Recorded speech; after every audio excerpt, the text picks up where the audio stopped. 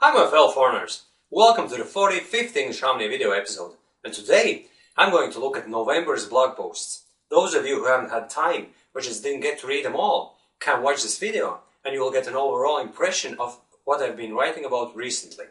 So this month I've been touching on the subject of speaking English using simple sentences once again, only this time from a slightly different angle.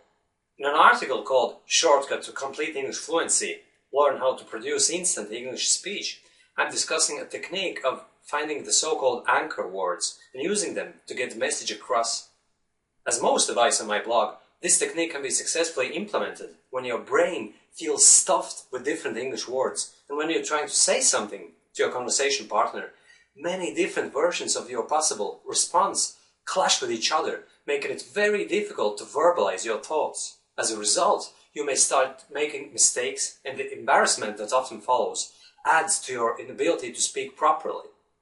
You see, in such situations, the key is to identify an anchor word or an anchor phrase and then say it, regardless of how bad it sounds without the context of a larger sentence. If you have to choose between being completely tongue-tied and saying at least something, would you not go for the latter? Of course you would, and I definitely would. And I warmly suggest you follow in my footsteps, because here I am, having overcome serious English fluency issues that tormented me for years. Another blog post I wrote also focuses on English fluency issues, and I'd advise you to read it in particular if you live in an English-speaking environment.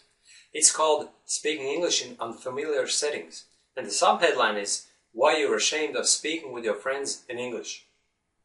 I chose this subheadline because I refer to a particular experience of mine in this blog post when I was trying to speak in English with a friend of mine while at work, but we failed. You see, we didn't feel comfortable doing it, and we just kept using Latvian with each other, but little that we knew that it only takes a few days practice to make it a habit. And the same goes with other situations when you normally would use your native language. With a little bit of practice, you can make it your second nature to speak English in nearly every life situation.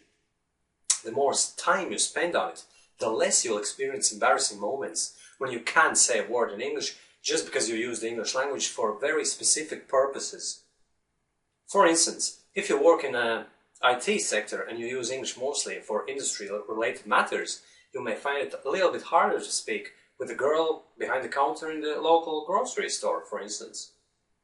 So basically, what I suggest in the article is to create lengthy spoken English practicing sessions to get used to using different means of expression and specific terms. And to read more about it in detail, you're welcome to read the article by going to the following link, englishharmony.com/speak-english-everywhere. By the way, speaking of having spoken English sessions, there are more ways of getting your mouth exercised than just speaking with somebody. You may not have enough opportunities speaking with other English-speaking people during the day anyway, because of your job specifics, and you may not even reside in an English-speaking country, after all.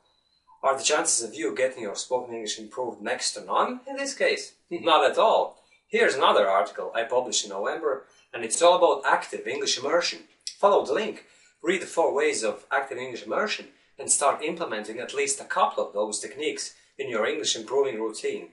Believe me, it's not so hard to become a real English immersion powerhouse if you really set your mind to it. And if you also combine the active immersion techniques with the passive ones, you'll see your overall English improvement increase big time. And that's the last article I want you to look at today. And it's called 5 Ways of Passive English Immersion. Normally, you'd be advised to engage in plenty of TV watching and radio listening and also internet browsing, but there are other little things you can do that will make a big difference. Remember, every little helps, so try to incorporate at least a couple of those 5 things mentioned in the article, and in a few months down the line, you'll thank me for providing you with this information. Alright, that's all for the November highlights. Thanks for tuning in, and don't forget to subscribe to my videos by hitting the subscribe link.